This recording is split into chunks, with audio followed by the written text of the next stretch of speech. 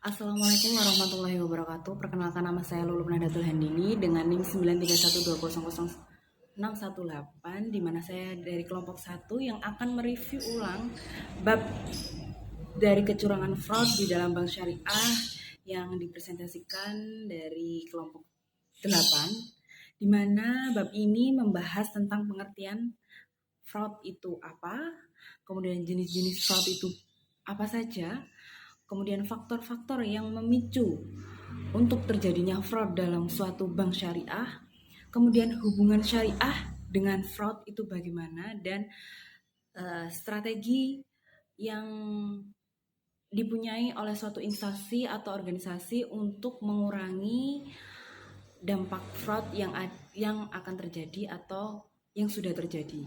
Nah, pengertian dari fraud sendiri itu adalah suatu orang atau orang yang punya kedudukan atau kekuasaan lebih, di mana dapat melakukan suatu penyimpangan atau menyimpangkan dari aset yang dikelola. Jadi pelaku ini sengaja untuk melakukan berbagai cara, di mana memanipulasi untuk memperoleh keuntungan pribadi.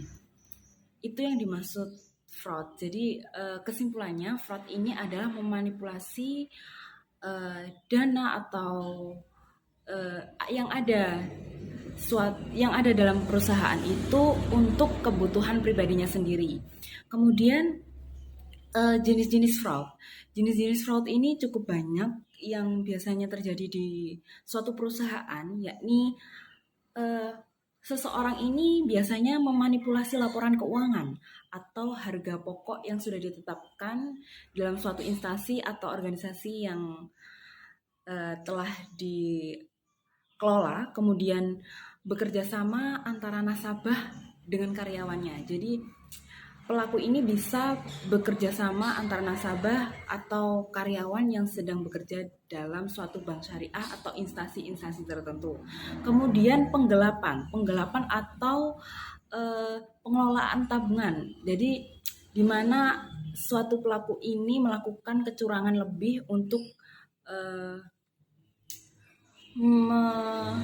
menguntungkan dirinya sendiri tanpa memikirkan orang yang ada di sekitarnya atau merugikan suatu instansi yang pelaku ini lakukan.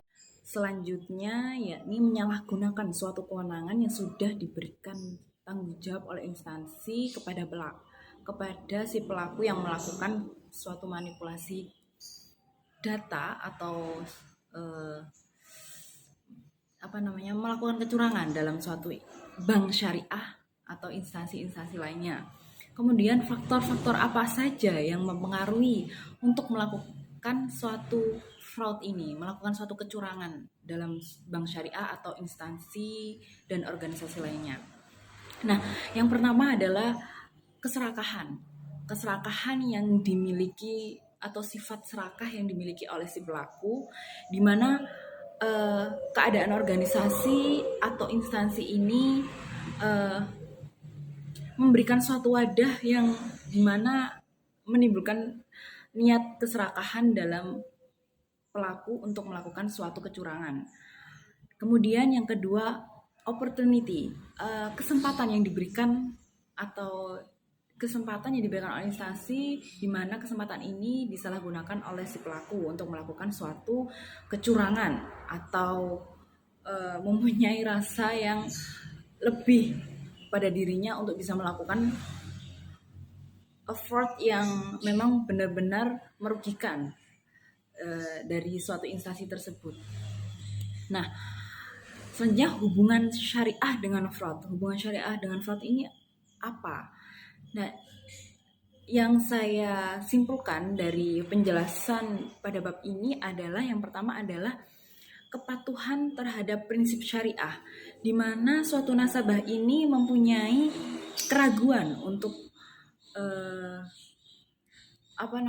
menabung, atau dalam hal lain keraguan nasabah ini terhadap konsisten bank syariah ini berkurang atau sudah tidak percaya lagi, karena tidak semuanya bank syariah menerapkan prinsip-prinsip syariah yang ada. Jadi dalam bank syariah ini tidak sepenuhnya untuk menerapkan prinsip-prinsip syariah. Kemudian yang kedua, rendahnya kepatuhan terhadap prinsip syariah itu sendiri. Jadi pada bank-bank syariah yang ada eh, biasanya itu tidak menerapkan sepenuhnya prinsip-prinsip syariah, dan si karyawan-karyawan bank syariah ini juga eh, tidak menguasai penuh tentang prinsip-prinsip syariah yang ada. Jadi rendahnya pengetahuan tentang pengelolaan dana sesuai dengan prinsip-prinsip syariah yang ada. Jadi dalam kekurangan pengertian tersebut atau rendahnya pengertian dari prinsip-prinsip syariah itu sendiri menimbulkan atau memberikan suatu peluang bagi pelaku yang bisa melakukan manipulasi data atau penggelapan suatu dana dari instansi yang ada, yakni bank syariah itu sendiri. Kemudian strategi apa yang dilakukan oleh perusahaan atau bank syariah itu sendiri untuk menanggulangi atau mengurangi fraud itu sendiri, yakni adalah pencegahan. Yang pertama, jika bank syariah itu sendiri sudah melakukan atau adanya kegiatan fraud atau sudah ada kecurangan dari instansi tersebut, perlunya adanya pencegahan, yakni membuat langkah untuk mengurangi keadaan atau resiko yang terjadi jika sudah melakukan fraud tersebut. Kemudian yang kedua, mendeteksi atau pengawasan. Kemudian yang ketiga yakni investigasi secara langsung dari bank-bank syariah yang ada. Kemudian yang terakhir yakni bisa melakukan suatu pemberantasan atau mengurangi resiko-resiko tersebut dengan cara mengevaluasi suatu instansi atau bank-bank syariah yang sudah mengalami atau yang terjadi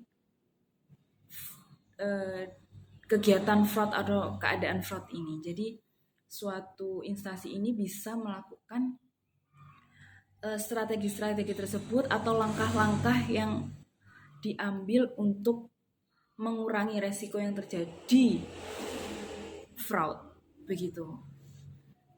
Kurang lebihnya saya mohon maaf jika penjelasan saya dalam bab ini memang cukup kurang atau yang sebagian saya pahami adalah seperti itu. Jadi kurang lebihnya saya mohon maaf. Bila bisa berhak. Wassalamualaikum warahmatullahi wabarakatuh.